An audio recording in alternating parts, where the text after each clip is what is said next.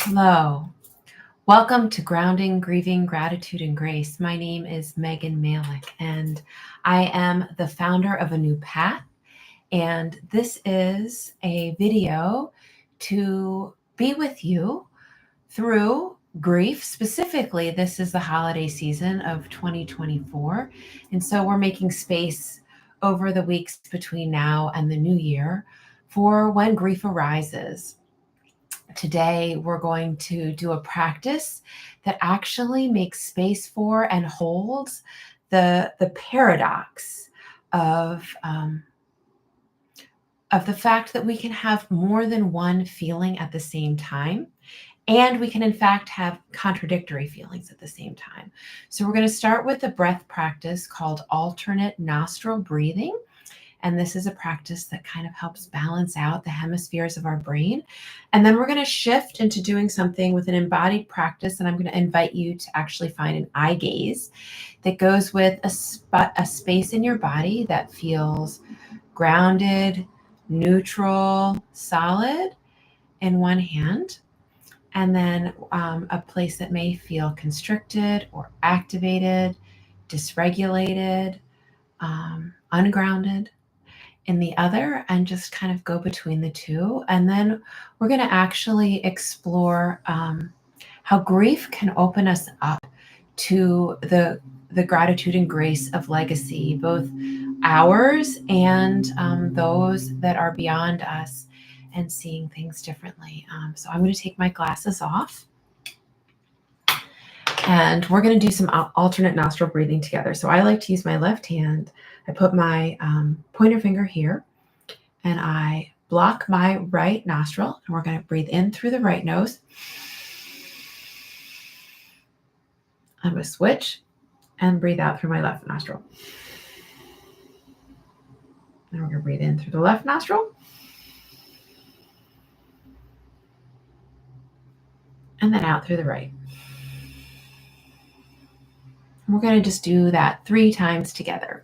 All right, here we go. So pointer finger between your eyebrows. We're going to close the left nostril with the right thumb and breathe in. Switch and out. In. Switch out. In. Out.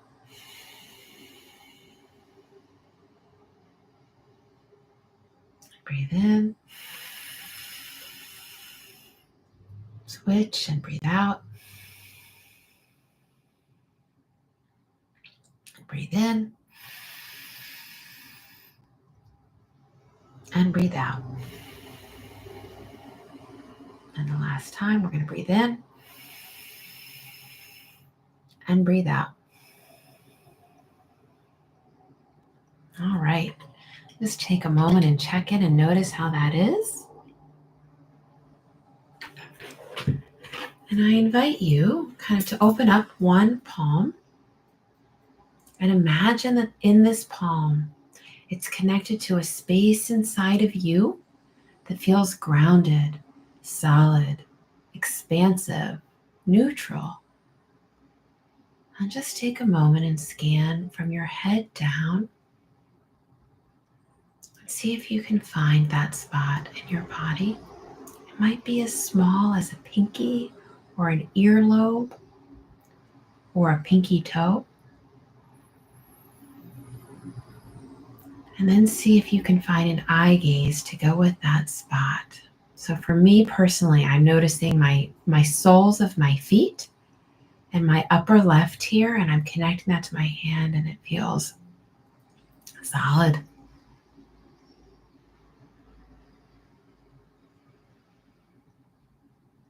Yeah.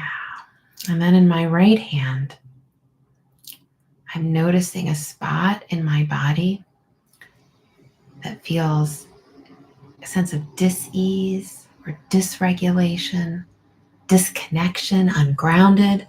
activated. And again, just take a moment and scan your body and see if you can find that spot. Just notice where it is and how big it is. We're going to imagine that that's here in this other hand. So for me personally, I sense something right now in my throat and it feels constricted. And I'm going to just notice that I've got these two spaces, my feet and my throat. And they're happening at the same time, right? I can feel into the sense of grounded, the sense of expansion, the sense of ease that goes with this eye gaze right here. And then actually, I notice my throat and my eyes roll over to the other side. And it's a spot of constriction. It's in my throat and I'm envisioning it in my right hand.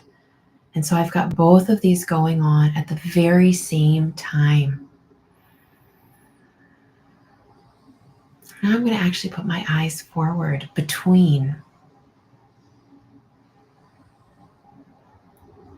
And I'm going to imagine that I'm holding both, that inside of me, I'm big enough to hold both the sense of grounded and expansion and the constriction and the dis-ease. And I feel inside myself both grief and a sense of expansion. And maybe that's true for you too, that you have both. Or maybe today you have one more than the other, and that's okay too.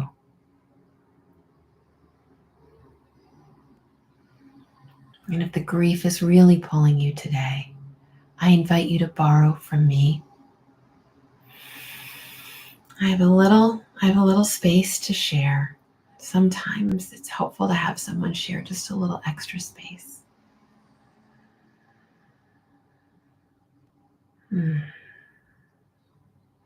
As I drop in a little more, I'm thinking back to yesterday afternoon. I had the privilege of getting to see the live production of Hamilton for the first time, perhaps late, or as some would say, it's been out for a long time, I know, and it took my breath away. And what I'm really holding today is how the show depicted people wholly, complexly, the full and embodied sense of them, that there wasn't a victim villain, there was people being people, human.